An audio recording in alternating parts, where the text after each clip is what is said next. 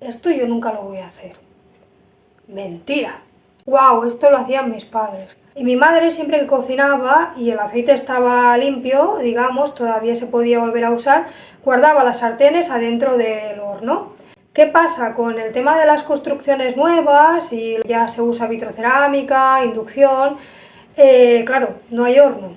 O al menos en mi piso, en algunos sí que hay. Yo encontré una manera de poder hacer lo mismo que hacía mi madre, pero de mi propia forma, que es guardando las sartenes en la nevera. Justo me hizo pensar que podía empezar el vídeo así y que también reconozco que hasta que no llegas a este momento en el que sabes que están y que te están escuchando, porque ya sabéis, si habéis visto los otros vídeos, y dejaré por aquí el enlace, estos pequeños momentos que es en lo que se basa este vídeo, en aquellos momentos mágicos que hacen que tú sientas esa calma, esa paz, esa conexión con tu niña interior, en los que puedes conectar con la naturaleza, que aunque vivas en la ciudad y estés rodeada de ruido, puedes conseguir... Tengo abierto para que veáis la diferencia.